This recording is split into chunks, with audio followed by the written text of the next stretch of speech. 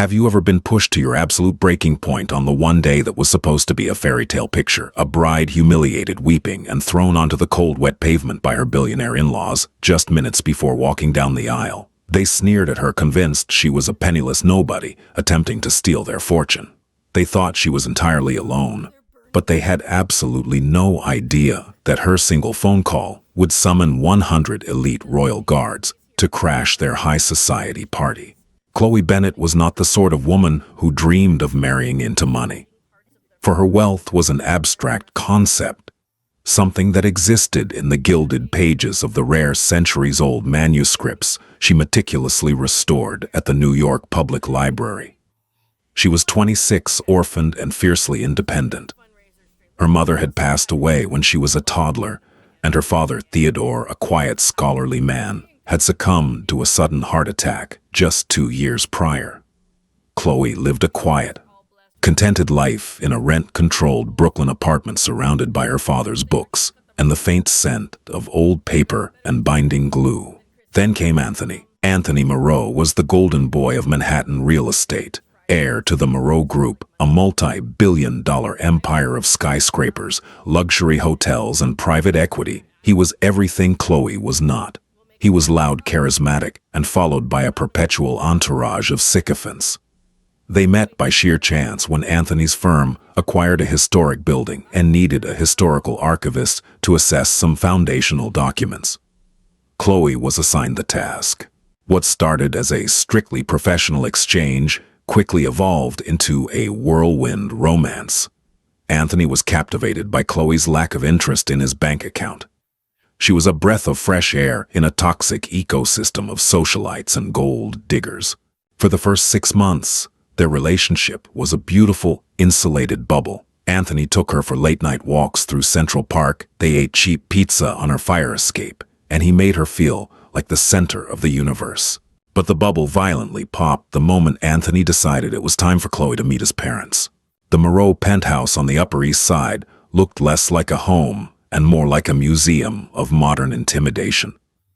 Floor-to-ceiling windows overlooked the city they practically owned, and the air was thick with the scent of expensive lilies and quiet judgment. Harold Maro, Anthony's father, was a formidable man who spoke only in terms of acquisitions and mergers. But it was Brianna Maro, Anthony's mother, who was the true terror. Brianna was a woman carved from ice and old money. She wore pearls that cost more than Chloe's entire projected lifetime earnings and possessed a smile that never quite reached her predatory, pale blue eyes. Alongside her was Victoria, Anthony's younger sister, a 22-year-old fashion influencer whose entire personality consisted of designer labels and disdain for the working class. So Brianna had purred during that agonizing first dinner, swirling a glass of Bordeaux that cost $3,000 a bottle. Anthony tells us you fix old books for a living. How quaint. Is that a hobby, or do they actually compensate you for that? It's a specialized career, Mrs. Maro, Chloe replied politely, though her heart hammered against her ribs. I hold a master's degree in archival science. Victoria snorted, tapping away on her phone. So you're a librarian. That's cute. What's your family's background? Do you summer in the Hamptons or Martha's Vineyard? My father was a high school history teacher, Chloe answered, lifting her chin. We summered at home. He passed away 2 years ago. Instead of offering condolences, Brianna exchanged a loaded, meaningful glance with Harold. I see. No family. No connections. The word connections dripped from her lips like poison. From that night on, the psychological warfare began. When Anthony proposed a year later with a dazzling 4-carat diamond ring, the Maro family did not celebrate. Instead, Brianna launched a relentless campaign of microaggressions designed to break Chloe's spirit. She would accidentally leave Chloe off the guest list for prestigious charity galas. She would send her assistants to deliver aggressive 50-page prenuptial agreements drafted by ruthless corporate lawyers, demanding Chloe sign away any right to practically everything, including any children they might have in the event of a divorce. Chloe signed them. She didn't care about the money. She loved Anthony. But the most troubling aspect was Anthony's creeping passivity. The man who had been so bold and independent in Brooklyn suddenly became a shrinking violet in the presence of his mother. Whenever Brianna insulted Chloe's wardrobe, her background, or her friends, Anthony would squeeze Chloe's hand under the table and whisper, "Just ignore her, darling. It's just how she is. Let her have her way. It'll be over soon." Chloe convinced herself that the wedding would be the finish line. Once they were married, they could establish boundaries. She clung to the hope that their love would conquer the suffocating toxicity of the Maro empire. She had no idea that Brianna had absolutely no intention of letting the wedding happen at all. The wedding was to be held at Rosecliff Mansion in Newport, Rhode Island, an opulent, Gilded Age estate that screamed generational wealth. Chloe had originally wanted a small, intimate ceremony in a botanical garden in Brooklyn. Brianna had literally laughed in her face. The Maro heir does not get married in a public park next to pigeons and homeless people. Brianna had declared instantly commandeering the entire wedding planning process. Chloe was reduced to a spectator at her own wedding. The guest list swelled to 500 people, consisting of senators, governors, real estate tycoons, and European aristocrats Chloe had never met. The morning of the wedding was dreary. A cold, relentless October rain lashed against the massive glass windows of the mansion. Inside the sprawling bridal suite, the atmosphere was suffocating. Chloe sat in front of a gilded vanity, staring at her own reflection as a team of celebrity makeup artists hired by Brianna painted her face into someone she barely recognized. Her only ally in the room was her best friend and sole bridesmaid, Selena. The rest of the bridal party consisted of Victoria and 5 of Victoria's wealthy, sneering friends, all of whom had practically ignored Chloe, all morning sipping champagne and gossiping about people she didn't know. But the true nightmare began when it was time to put on the dress. Chloe had made only one demand for the wedding. She was going to wear her mother's wedding dress. It was a beautiful, modest, vintage silk gown from the late 1980s. She had spent months carefully restoring the delicate lace sleeves herself. It was the only physical connection she had left to the mother she never knew, a woman who had died tragically in a car accident when Chloe was just 3. As Selena carefully brought the garment bag out of the closet and unzipped it, a collective gasp echoed through the room. The dress was ruined. A massive, jagged tear ran straight down the front of the delicate silk bodice, and a dark, purplish stain, smelling strongly of the expensive blackberry Merlot Brianna had been drinking the night before, was splashed across the intricate lace train. "Oh my God!" Selena whispered, her hands trembling as she held up the destroyed gown. Chloe's heart stopped. All the air was sucked out of her lungs. She rushed forward, falling to her knees, grasping the stain-torn fabric. "No, no, no, no!" She choked out, tears instantly brimming in her eyes. "My mother's dress. How did this happen?" From the corner of the room, Victoria sighed, sounding immensely bored. "Well, it was hanging so close to the door. Someone probably caught their heel on it last night. Honestly, Chloe, it's a blessing in disguise. That thing looked like a cheap Halloween costume anyway." "It was maliciously cut," Selena snapped, glaring at Victoria. "Look at this edge. This was done with scissors." Before the argument could escalate, the heavy oak doors of the suite swung open and Brianna glided into the room. She was wearing a stunning silver gown that looked suspiciously like a wedding dress itself. She took one look at Chloe, kneeling on the floor, clutching the ruined vintage gown, and offered a thoroughly unconvincing look of pity. "Oh dear, a wardrobe malfunction," Brianna asked, her voice dripping with faux sympathy. "What a tragedy. But as I always say, one must be prepared." She snapped her fingers. 2 assistants hurried into the room, carrying a massive, heavy garment bag. They unzipped it to reveal an aggressively extravagant, heavily beaded designer ball gown that weighed at least 30 pounds. "I took the liberty of purchasing this Vera Wang backup," Brianna declared. "It's a size 0, so you might have to hold your breath, but it will look far more appropriate for the photographs than that tragic antique you were planning to wear." Chloe looked from her mother's ruined dress to the triumphant, cruel smirk on Brianna's face. The realization hit her with the force of a freight train. Brianna had destroyed the dress. She had violated the one sacred piece of Chloe's family history just to assert dominance. "Where is Anthony?" Chloe demanded, her voice shaking with a dangerous mix of grief and fury. "I need to speak to him now." "Anthony is busy with his father entertaining the governor of New York," Brianna replied coldly. "He does not have time for bridal hysterics. Now put the designer dress on, Chloe. We have guests arriving, and I will not have my family embarrassed by your lack of composure." Chloe stood up, her fists clenched so tightly, her fingernails bit into her palms. For the first time in 2 years, the dam of her patience broke. "You ruined it," she whispered, her voice trembling. "You ruined my mother's dress." Brianna's smile vanished, replaced by a look of utter, undisguised contempt. "I did you a favor. Now you will put on the dress I bought, and you will walk down that aisle and smile because you are marrying into royalty, you insignificant little girl. You should be on your knees thanking me." Chloe stepped forward, her eyes blazing. "I will not wear your dress, and I will not be spoken to this way anymore." The room went dead silent. Victoria and her friends stopped whispering. Selena stepped up beside Chloe, her posture defensive. Brianna Maro stared at Chloe for a long, agonizing moment. Then the older woman let out a low, humorless chuckle. "I knew it," Brianna whispered. "I told Harold from the very beginning. You simply do not have the breeding for this." Brianna turned sharply on her heel. "Oath, Victoria, clear the room. Take your friends to the ballroom, now." Within seconds, the bridesmaids scuttled out, leaving only Chloe, Selena, and Brianna. Brianna walked over to the door and opened it, revealing 3 massive, imposing private security guards, dressed in black suits, earpieces secured in their ears.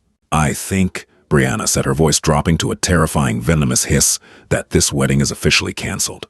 "Canceled?" Chloe echoed, her mind struggling to process the word. "You don't have the authority to cancel my wedding. Only Anthony and I." "Anthony does what he is told," Brianna barked, dropping the polite society facade entirely. Her face twisted into a mask of pure, aristocratic rage.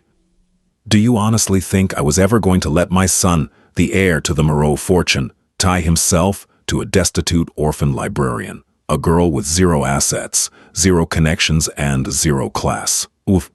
This was a phase. A charity project for him. But now it threatens the brand. The governor is downstairs. The CIO of Chase Bank is downstairs.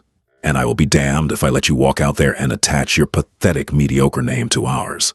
Brianna reached into her silver clutch and pulled out a crisp, folded piece of paper. She tossed it onto the vanity table. It fluttered down, landing next to Chloe's ruined veil. "That is a cashier's check for $5 million, Brianna said coldly.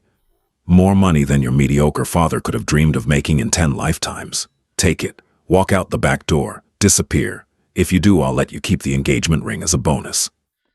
Chloe stared at the check. Her heart was beating so fast, it felt like a trapped bird battering against her ribs. She looked at Brianna, this monster of a woman, and realized with sickening clarity that the Maros viewed human beings as nothing more than properties to be bought, sold, or demolished. "I don't want your money," Chloe said, her voice dropping to a fierce, steady whisper. She didn't reach for the check. Instead, she picked up her phone. "I am calling Anthony.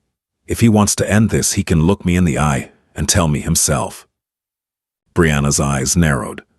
"Don't be a fool, girl. I took Anthony's phone an hour ago. He's currently locked in his father's study, surrounded by our lawyers. He knows what's happening. He agreed to it. He just didn't have the spine to do the dirty work himself." The words struck Chloe like a physical blow to the stomach. Anthony knew he was hiding, while his mother tore her to pieces. The man who promised to protect her, the man who said she was the love of his life, was letting her be discarded like garbage. "You're lying," Selena snapped, stepping in front of Chloe. "Anthony wouldn't do that." "Get this stray dog out of my sight," Brianna snapped, gesturing to the guards. In a terrifying flash of movement, one of the massive security guards lunged forward, grabbing Selena by the arm and roughly shoving her toward the door. "Hey, let go of me," Selena screamed, But the guard easily overpowered her, dragging her out into the hallway and slamming the heavy door shut, locking it from the outside. Chloe was now completely alone with Brianna and the two remaining guards. "Take the check, Chloe," Brianna commanded, crossing her arms. "No." Brianna sighed a sharp, irritated sound. "Fine. Do it the hard way. Remove her from the premises. Discreetly. Do not let the guests see her." The two security guards advanced. Chloe backed away, her heart leaping into her throat. "Don't touch me, I'll walk out myself." But they didn't listen. One guard seized her right arm in a bruising grip, while the other grabbed her left. They hoisted her off her feet with terrifying ease. "Let me go," Chloe shrieked, struggling wildly, her legs kicking out. "You can't do this. This is assault." "Make sure she leaves through the service exit," Brianna instructed calmly, turning her back to the struggle and checking her makeup in the vanity mirror. "And toss her belongings in the dumpster." Chloe fought with everything she had, but she was 90 pounds of archivist against 500 pounds of muscle. They dragged her out of the suite, down a narrow, dimly lit service corridor used by the catering staff. She screamed for Anthony, her voice echoing off the concrete walls, but the music from the grand ballroom below drowned her out. The string quartet was playing Vivaldi. It sounded like a mockery. They dragged her through the chaotic, sprawling industrial kitchen. Chefs and waiters stared in shocked silence as the bride, weeping and thrashing in her silk slip and undergarments, having never even gotten the chance to put on a dress, was hauled past the industrial ovens. "Please," Chloe cried out to a line cook. "Call the police, please." But the kitchen staff, terrified of losing their jobs, merely looked away. The guards kicked open the heavy metal service doors at the back of the mansion. The freezing October rain immediately lashed against Chloe's bare skin. They dragged her down the slippery stone steps and hauled her all the way down the long, winding gravel driveway toward the estate's massive wrought iron service gates. "Stop, my shoes, my phone." Chloe sobbed, her bare feet scraping against the sharp gravel, drawing blood. They reached the gates. One guard punched a code into the keypad. The heavy iron doors swung open. With a brutal heave, they threw her forward. Chloe slammed hard onto the wet, unforgiving asphalt of the street outside. She scraped her knees and elbows, the freezing puddles soaking her thin slip instantly. "Do not come back," the lead guard grunted. He tossed a small object onto the ground next to her. It was her cell phone, the screen cracked from the impact. "Mrs. Maro says consider the check void. Have a nice life." The massive iron gates slowly swung shut, the heavy metallic sealang echoing like a prison door, locking her out of her own future. Chloe lay on the wet pavement, the freezing rain beating down on her back. She was trembling, violently gasping for air as a profound, soul-crushing grief washed over her. She had lost her dress, she had lost her dignity, she had lost the man she thought she loved, realizing he was nothing but a cowardly puppet to his mother's cruelty. She was barefoot, freezing, and utterly abandoned in the street. A normal person might have broken completely in that moment. A normal person might have curled up and waited to die of exposure. But Chloe Bennett was not entirely who the Maro family thought she was. Slowly, her tears of grief stopped, replaced by a strange, burning heat in her chest. It was a terrifying, righteous fury. She pushed herself up onto her bleeding, scraped knees. Her hair was plastered to her face, her makeup ruined. She reached out with a trembling hand and picked up her cracked cell phone. Miraculously, it still worked. She stared at the towering walls of Rosecliff Mansion, listening to the faint sounds of the Moreau's high society party continuing without her. They thought she was a nobody. They thought she had no family, no connections. Chloe opened her phone contacts. She scrolled past Anthony. She scrolled past Selena. She scrolled all the way to a number she had sworn to her late father she would never ever call, unless her life was in absolute, unmitigated peril. Her father had hidden her from this world to give her a normal life, to protect her from the suffocating burden of her true lineage. She hovered her thumb over the contact name. It read, Uncle Henry, emergency. He wasn't actually her uncle. He was King Henry of the sovereign principality of Alden, one of the wealthiest and most fiercely guarded royal houses in Europe. And Chloe's mother, the woman whose dress Maro had just destroyed, was Princess Katerina of Alden, the king's beloved runaway younger sister. Chloe was the sole legitimate heir to the Alden royal fortune, carrying a bloodline that made the Maros look like peasants. Chloe pressed call and lifted the cracked phone to her ear. It rang exactly once before a crisp, highly trained voice answered. "A secure line. State your authorization." "This is Chloe Bennett," she whispered, her voice trembling but laced with newly forged steel. "Daughter of Katerina, I need to speak to His Majesty." There was a sharp intake of breath on the other end.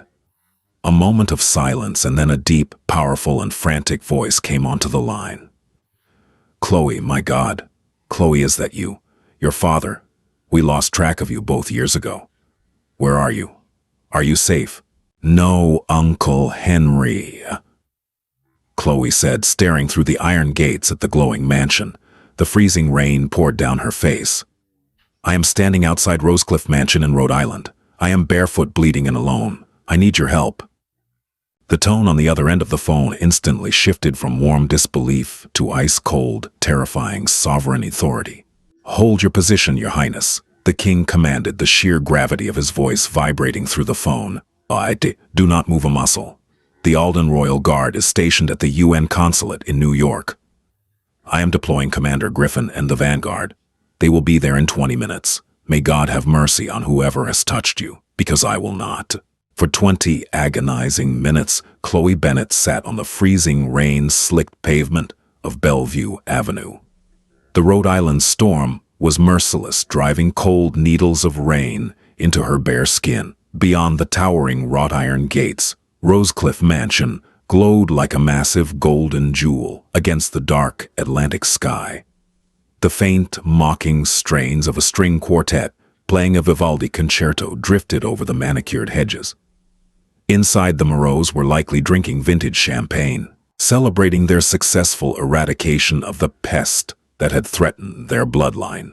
Chloe pulled her knees to her chest, shivering violently. Her scraped elbows bled sluggishly, the crimson washing away in the puddles. For years, her father, Theodore, had hidden her true identity. He had fled the European Principality of Alden after his wife, Princess Katerina, was killed in an accident orchestrated by political rivals. Theodore wanted Chloe to grow up normal, safe, and untouched by the suffocating, dangerous weight of the crown. He had taught her that character, kindness, and hard work were the true markers of a person's worth. Anthony had made her believe those things mattered to him too. But the moment his mother had challenged him, Anthony had retreated behind the cowardly shield of his trust fund, leaving Chloe to the wolves. As the cold seeped into her bones, Chloe's tears stopped. The naive, hopeful librarian from Brooklyn died on that pavement. In her place, something older, colder, and far more formidable began to wake up in her blood. She was her father's daughter, yes, but she was also the blood of kings. Inside the grand ballroom, Maro was holding court. She wore a self-satisfied smirk as she clinked her crystal flute of Dom Perignon against the glass of Winston Harrison, the CEO of Chase Bank. "Such a shame," Brianna lied effortlessly, her voice carrying over the music. "The poor girl simply had a nervous breakdown. The pressure of marrying into our family, the sheer scale of the event. She couldn't handle it. She slipped out the back before she even put her dress on." "Good heavens," muttered Senator Robert Langdon, shaking his head.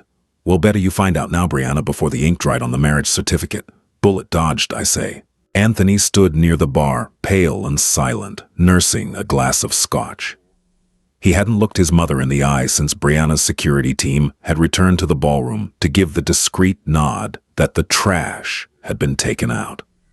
Deep down, a sickening knot of guilt twisted in his stomach, but he quickly drowned it in alcohol. It's for the best, he told himself. Mother is right. Chloe would have never fit in here. But outside, the storm was changing. The low, rhythmic thumping started as a vibration in the chest, barely noticeable over the crashing thunder. Then it grew into a deafening roar. Chloe looked up, pushing her wet hair out of her eyes. Cutting through the low-hanging storm clouds were 3 military-grade Sikorsky UH-60 Black Hawk helicopters, painted entirely in matte black. They didn't possess civilian registration numbers. Instead, emblazoned on their sides was a shimmering golden crest, a rampant lion gripping a broadsword, the sovereign seal of the Principality of Alden. The helicopters hovered directly over the expansive front lawns of the Rosecliff estate, their massive rotors whipping the rain into a blinding hurricane, tearing up Brianna's carefully arranged, imported tulips. Before the mansion's private security could even react, a convoy of 12 heavily armored matte black Cadillac Escalades roared down Bellevue Avenue. They didn't slow down for the speed bumps. They screeched to a violent halt in a perfect tactical semicircle, completely barricading the main gates where Chloe sat. The doors of the SUVs flew open in unison. Out stepped over 100 elite soldiers of the Alden Royal Guard, the Vanguard. These were not rent-a-cops or billionaire bodyguards in tailored suits. These were hardened military operatives dressed in black tactical gear, Kevlar vests, and armed with state-of-the-art assault rifles. They moved with terrifying synchronized precision, immediately securing a hard perimeter around the street. From the lead vehicle stepped Commander Alastair Croft. He was a towering, broad-shouldered man in his late 40s with a weathered face, scarred by combat, and eyes as cold as a frozen lake. He wore a dark, heavy officer's coat, the golden insignia of the Alden Royal Guard gleaming on his collar. Croft bypassed the massive iron gates entirely. He looked down at the muddy, freezing puddle. When he saw Chloe, bruised, soaked to the bone, shivering in nothing but a torn silk slip, the veteran commander's face went rigid with a fury so profound it seemed to drop the temperature of the air itself. He did not hesitate. The commander of the Vanguard, a man feared by international crime syndicates and corrupt regimes alike, dropped immediately to one knee in the freezing mud. Behind him, the entire battalion of 100 armed guards instantly dropped to one knee in perfect, silent unison. "Your Royal Highness," Commander Croft said, his deep voice carrying over the storm. "Forgive us for the delay. We are here now." Chloe stared at the man, her lips trembling from the cold. "Commander." Croft stood up and instantly stripped off his massive, fur-lined, waterproof officer's coat. He stepped forward and gently draped it over Chloe's shivering shoulders, cocooning her in warmth. He then gestured sharply to a female combat medic who rushed forward with a specialized thermal blanket and a medical kit, immediately tending to the bleeding scrapes on Chloe's bare feet. "Who did this to you, Princess?" Croft asked, his voice a lethal, calm whisper. Chloe pulled the heavy coat tighter around herself. She looked through the iron bars of the glowing mansion. "The Maro family," Chloe said, her voice finally steadying. "They dragged me out. They locked my best friend Selena inside." Croft's eyes narrowed into dangerous slits. He turned his head slightly toward his lieutenant. "Breach the gates, secure the friend, lock down the perimeter. Nobody leaves, not a single soul." "Yes, sir." Two Vanguard specialists stepped up to the massive $1 million wrought iron security gates. They didn't bother looking for a keypad or asking for a code. They placed a concentrated breaching charge on the reinforced electronic lock, stepped back, and detonated it. The deafening boom shattered the quiet exclusivity of Newport, blowing the heavy iron gates clean off their hinges. Inside the grand ballroom, the explosion rattled the crystal chandeliers, sending a shower of dust down onto the pristine tables. The string quartet screeched to a halt, a cellist dropping his bow in terror. "What in God's name was that?" Harold Moreau barked, his face turning red. "Security, I pay you imbeciles millions of dollars, find out what that was." But the Moreau security team never had a chance. The massive mahogany doors of the mansion's main entrance were kicked open with bone-jarring force. Screams erupted from the high society guests as heavily armed men in black tactical gear flooded into the foyer. They poured into the mansion like a dark tide, moving with absolute, terrifying efficiency. They didn't shout. They didn't fire their weapons. Their sheer, overwhelming presence was enough. "Get down! What is the meaning of this?" shouted Senator Langdon, ducking behind a pillar. Women in couture gowns shrieked and dropped to the marble floors, covering their heads. The Maro private security guards, men used to intimidating paparazzi and overzealous fans, froze. When they saw the laser sights of 100 military rifles sweeping the room, every single one of them slowly raised their hands in the air and placed their weapons on the floor. Brianna Maro dropped her champagne glass. It shattered the expensive liquid, soaking into the antique Persian rug. "Harold," she shrieked, grabbing her husband's arm. "Harold, do something! Is this a terrorist attack?" Harold puffed out his chest, stepping forward with the arrogance of a man who believed his net worth made him bulletproof. "Listen to me," he bellowed at the guards flooding the ballroom. "I am Harold Maro. I am personal friends with the governor of this state. I demand to know who is in charge of this raid. You will all be in federal prison by morning." From the sea of black tactical gear, Commander Croft stepped forward. His heavy combat boots echoed ominously on the hardwood floor. He looked at Harold Maro the way a man looks at a cockroach on his shoe. "Federal prison." Croft repeated, his voice echoing through the terrified silence of the ballroom. "You seem to be under a severe misconception regarding jurisdiction, Mr. Maro. This is not a police raid. I am Commander Croft of the Vanguard. By the direct decree of His Majesty King Henry, this property is now under the sovereign lockdown of the Principality of Alden. As of 3 minutes ago, the airspace above this estate has been restricted, and local law enforcement has been ordered to stand down." Dick. The room went dead silent. The name Alden sent a shockwave through the elite crowd. Winston Harrison, the bank CEO, visibly paled. Everyone in that room whose fortunes relied on international banking knew that Alden was one of the wealthiest, most ruthlessly protected sovereign states in Europe. "Alden," Harold stammered, his bluster faltering. "What business does the King of Alden have with my family?" "Sir," a Vanguard soldier jogged into the ballroom, holding Selina gently by the arm.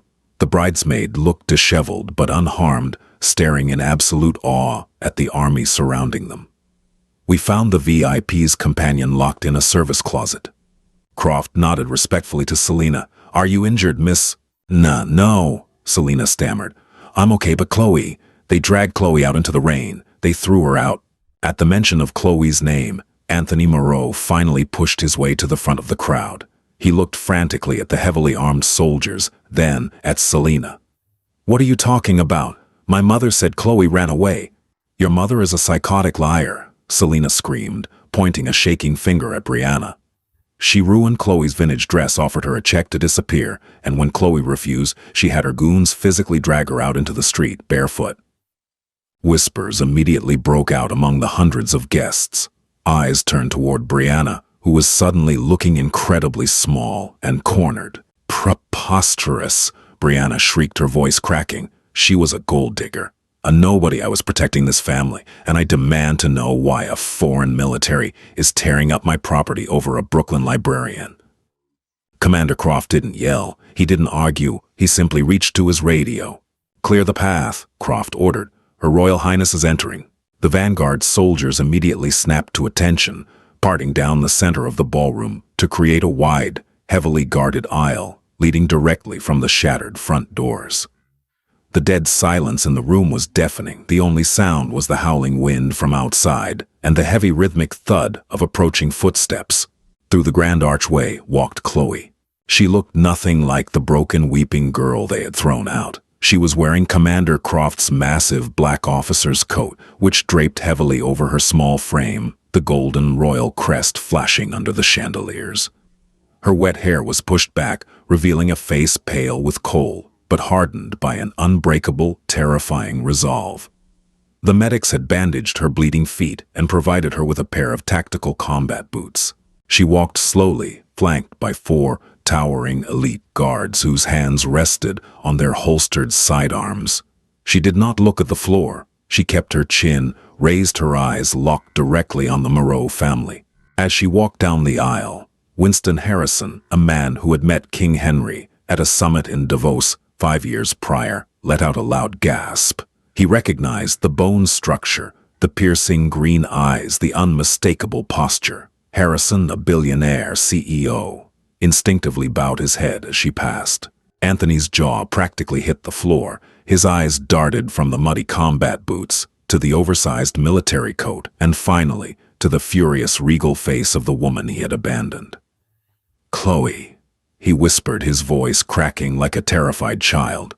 Chloe stopped 10 feet away from the Maros. She didn't spare Anthony a glance. Her eyes were fixed entirely on Brianna. Commander Croft unrolled a sealed document bearing a heavy red wax crest. He read from it, his voice booming like thunder. "You stand in the presence of Her Royal Highness Princess Chloe Katerina of the House of Alden, Duchess of the Sovereign State, and first in line to the throne of King Henry." If a bomb had gone off in the room, it would have been less shocking. The collective gasp from the 500 guests sucked the air out of the ballroom. Senator Langdon grabbed his wife's arm to steady himself. Victoria Maro, who had mocked Chloe's background all morning, let out a squeak of horror and clamped her hands over her mouth. "No!" Brianna breathed, taking a staggering step backward, her perfectly manicured hands shaking wildly. "No, that's impossible. She's a librarian. Her father was a public school teacher. She has no money. This is a scam, a sick, elaborate scam." "My father," Chloe spoke, her voice ringing out crisp and clear, devoid of the polite, submissive tone she had used for the past 2 years, "was Prince Consort Theodore. He renounced his titles to protect me from the very kind of monsters you pride yourself on being, Mrs. Moreau." Chloe took a slow step forward. Brianna flinched, shrinking back against Harold. "You thought I was nothing," Chloe continued, her voice icy, carrying the undeniable weight of a monarch passing judgment. "You thought because I didn't flaunt wealth, because I worked for a living, that I was beneath you. You tore my mother's dress, a dress that belonged to the late Princess Katerina, because you wanted to break me. You offered me a $5 million check to disappear." Chloe reached into the pocket of the officer's coat, pulled out the crumpled cashier's check, and threw it at Brianna's feet. "My uncle King Henry spends $5 million maintaining the gardens at our summer palace," Chloe said softly, every word a surgical strike. "Your money means absolutely nothing to me. Your status is a joke. You are not royalty, Brianna. You are just a cruel, petty woman with a bank account." Harold Moreau, finally realizing the catastrophic magnitude of what his wife had done, looked like he was going to vomit. The Moreau Empire relied heavily on European investors. If the King of Alden blacklisted them, their stock would tank by morning, and their credit lines would be frozen globally. "Your Highness," Harold stammered, his billionaire arrogance completely evaporating. He stepped forward, raising his hands defensively. "Please, there has been a terrible misunderstanding." Brianna acted out of turn. "We had no idea." "Silence!" Commander Croft barked, his hand dropping to the hilt of his weapon. Harold instantly shut his mouth, trembling. Anthony finally broke from his stupor. He stumbled forward, his eyes pleading, reaching a hand out toward Chloe. "Chloe, please. Baby, I didn't know. I swear to God I didn't know she was going to do this. They locked me in the study. I love you. We can still fix this. We can still get married." Chloe finally looked at Anthony. The heartbreak she had felt outside on the pavement had completely burned away, leaving nothing but cold, absolute pity. "You didn't know," Chloe echoed, her voice dropping to a whisper that somehow carried through the dead silent room. "You sat in a room with lawyers while your mother's thugs dragged the woman you supposedly love out into a thunderstorm. You didn't even try to look for me. You let her treat me like garbage for 2 years, Anthony, because you are a coward. You didn't want a partner. You wanted a pet." Anthony fell to his knees on the ruined Persian rug, sobbing openly in front of 500 of New York's most elite citizens. "I'm sorry, I'm so sorry. Please don't leave me." Chloe looked down at him, feeling absolutely nothing. "We are done, Anthony. Do not ever attempt to contact me again." She turned her gaze back to Brianna, who was trembling violently, her face the color of chalk. "Commander Croft," Chloe said, her voice steady. "Yes, Your Highness." Mrs. Moreau assaulted a member of the royal family.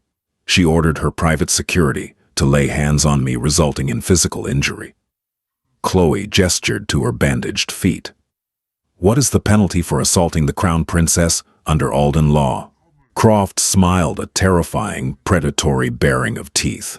"Under international sovereign law, Your Highness, it is classified as an act of treason and terrorism against the crown.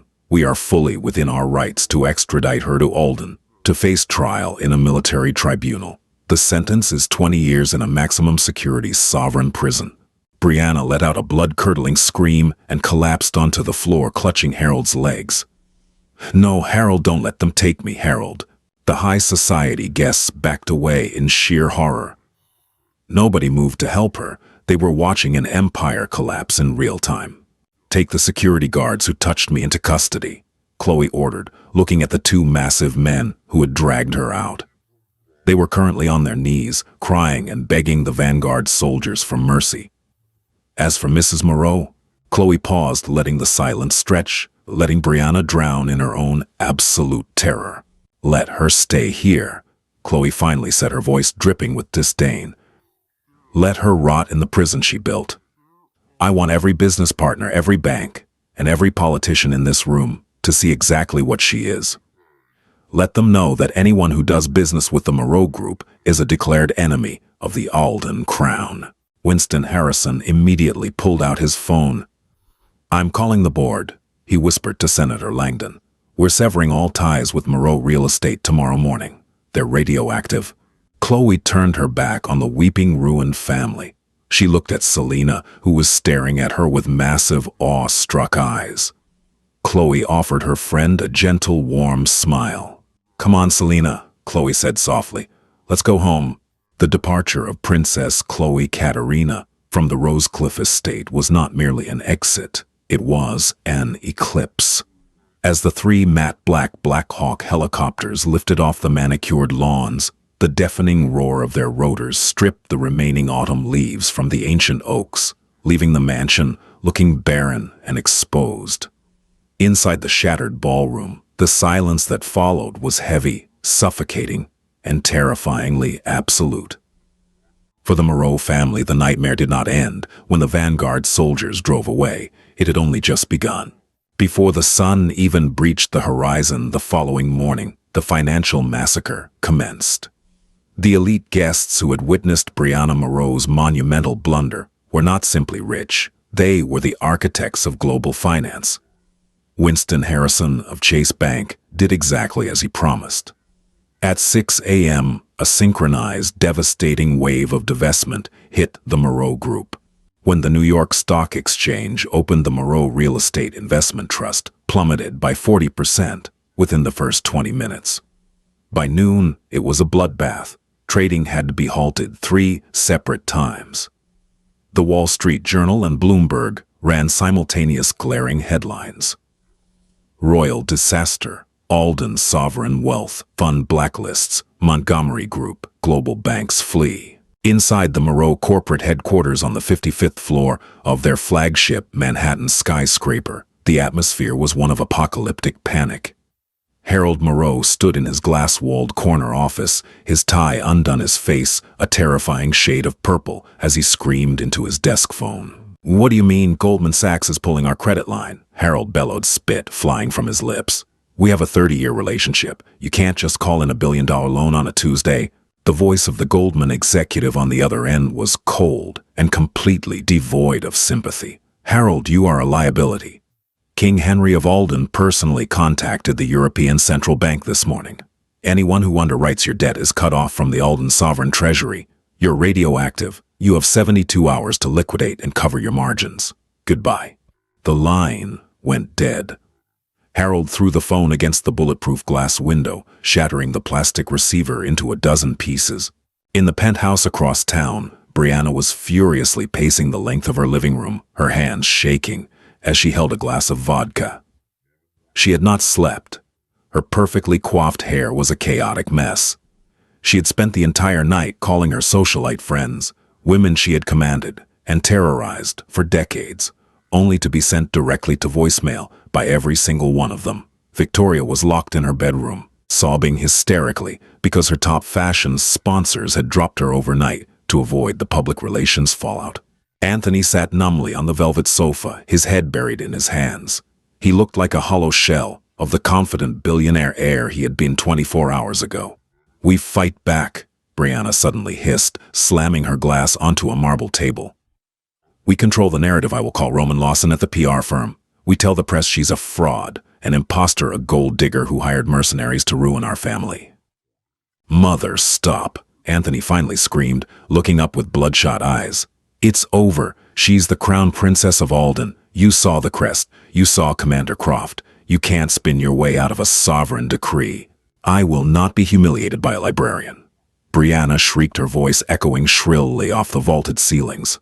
But Brianna had no idea that Chloe's profession as an archivist was about to deliver the most devastating twist of all. 2 days later, the Federal Bureau of Investigation, alongside agents from the Securities and Exchange Commission, SEC, stormed the Maro headquarters.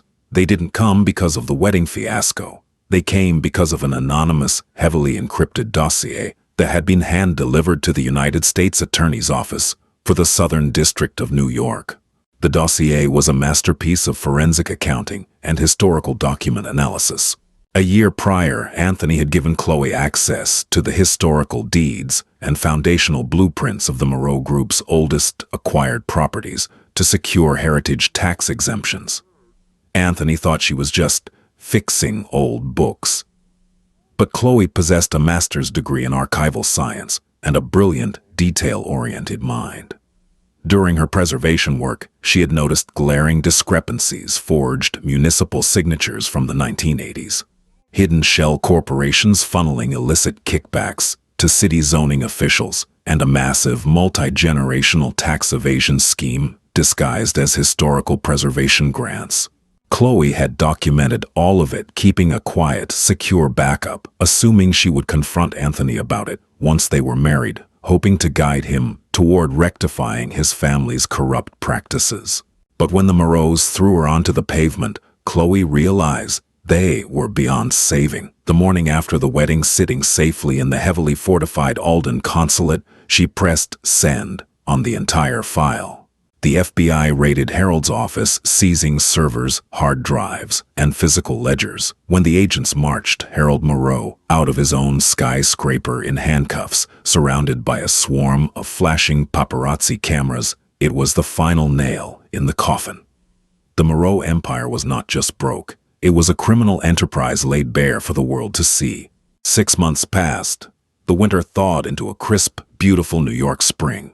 Chloe had undergone a transformation that left the world in awe. She did not return to the quiet shadows of the Brooklyn Library, nor did she retreat to the secluded palaces of Europe. With the unwavering support of her uncle King Henry, she stepped fully into the light. She officially claimed her title, but she insisted on maintaining her life in New York, bridging the gap between her royal heritage and the city she loved. She established the Princess Katerina Foundation, a multi-billion-dollar philanthropic organization dedicated to preserving global historical archives and funding education for orphaned children.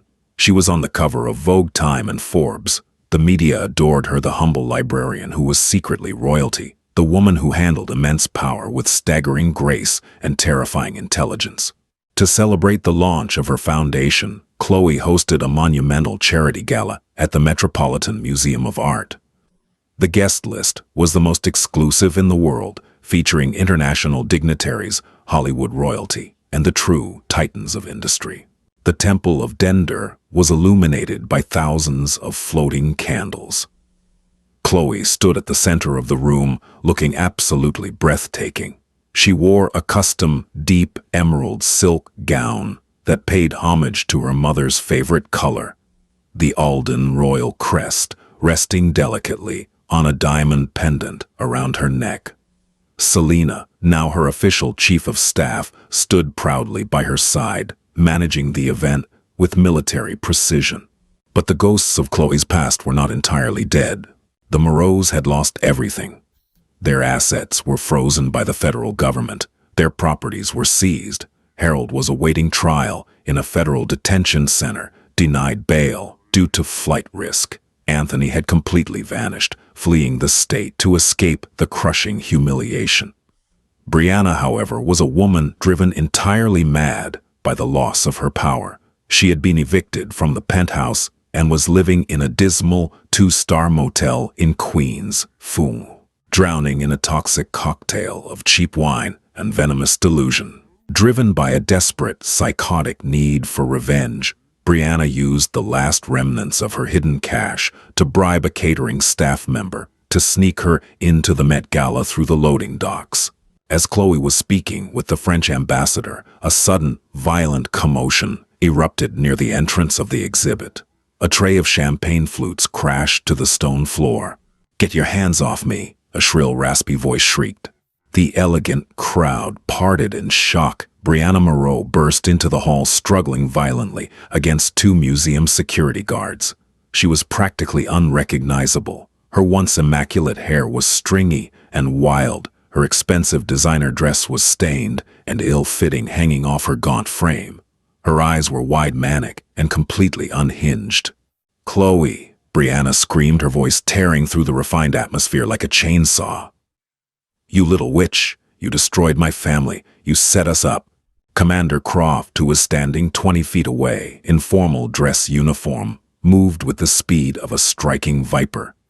Before Brianna could take another step toward the princess, Croft had her pinned immovably by the shoulders, his face an impenetrable mask of stone. The crowd watched in breathless silence. Chloe slowly set down her crystal water glass. She did not flinch. She did not call for help. She walked calmly toward the woman who had once made her life a living hell.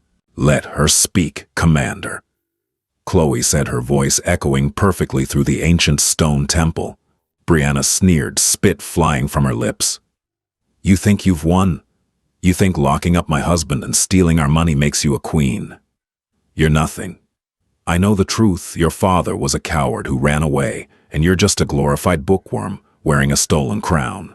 Brianna reached wildly into her ragged clutch purse. Several guards instantly drew their weapons, but she only pulled out a crumpled, dirty piece of paper. "I have the prenuptial agreement," Brianna screamed, frantically waving the document. "You signed it. You signed a non-disclosure agreement.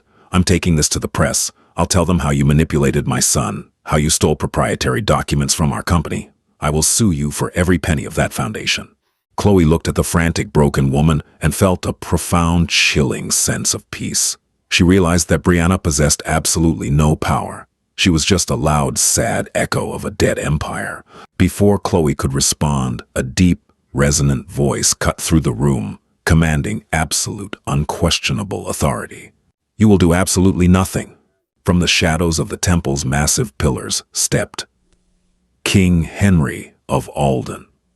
He was a tall, imposing man in his late 60s, radiating a majestic, intimidating aura that no billionaire could ever hope to replicate. He wore a tailored tuxedo, a single royal sash crossing his chest. The entire room, ambassadors, politicians, and celebrities alike, instantly fell silent out of sheer respect. King Henry walked to stand beside his niece, placing a protective, loving hand on Chloe's shoulder. He looked down at Brianna with eyes as cold and unforgiving as a winter storm. "Mrs. Maro," the king spoke, his voice dangerously low. "I have spent the last 6 months dismantling your husband's criminal syndicate piece by piece. I have watched your family's legacy turn to ash. I allowed you your freedom because I believed utter irrelevance would be a far worse punishment for a woman like you than prison." Brianna trembled, the manic energy draining from her face as she looked into the eyes of a true sovereign. "The document you are waving," the king continued, "is entirely void. The moment you ordered your thugs to lay hands on the crown princess, you forfeited all legal protections under international law. You are not a victim here, Brianna. You are a consequence." King Henry gestured to Commander Croft. "Hand her over to the New York Police Department. She is in violation of the federal restraining order placed upon her. Let her rot." "No." Brianna sobbed, the fight finally leaving her completely. "No, please, I have nothing. I'm sorry, I'm so sorry." As the NYPD officers who had been waiting at the perimeter moved in to handcuff the weeping former socialite and drag her out of the museum, Chloe turned her back. She didn't revel in the cruelty, but she felt no pity. Justice had been served, absolute and unflinching. The string quartet resumed playing. The French ambassador raised his glass to Chloe, and the gala continued, leaving the memory of Brianna Maro to fade into the forgotten dirt of the city. 2 years later, the name Maro was nothing more than a cautionary tale whispered in the corridors of Wall Street. Harold Maro was convicted on 47 counts of wire fraud, tax evasion, and racketeering. He was sentenced to 25 years in a medium-security federal penitentiary in upstate New York, his billionaire status completely revoked. Brianna, having served a brief stint in county jail for violating the restraining order, was living in a subsidized apartment in New Jersey, working a minimum wage job as a cashier at a discount department store. The women she used to mock on her shopping sprees were now the only people she interacted with, and none of them cared about her former glory. As for Anthony, the cowardly heir who had stood by while his mother destroyed his fiancée, reality had been equally unforgiving. Stripped of his trust fund and blacklisted from the financial sector, Anthony had fled to the Midwest. He was currently working as a shift manager at a mid-tier car rental agency at the O'Hare International Airport in Chicago. He lived in a cramped one-bedroom apartment, spending his evenings staring at old photos of Chloe on his phone, haunted by the crushing realization that he had thrown away the only real, unconditional love he had ever known to protect an inheritance that turned out to be built on lies. Chloe Bennett, now officially known to the world as Her Royal Highness Princess Chloe Katarina, was thriving in ways her father had always hoped she would. She stood in the center of the newly unveiled Alden Royal Museum in the heart of the Principality's capital city. The grand opening was a global event, but for Chloe, it was deeply personal. She walked through the pristine, marble-floored exhibits, surrounded by centuries of preserved history, art, and culture. At the very center of the main hall, encased in climate-controlled, bulletproof glass, was a stunning display. It was her mother's vintage silk wedding dress. Chloe had not let Brianna's cruelty be the end of the garment's story.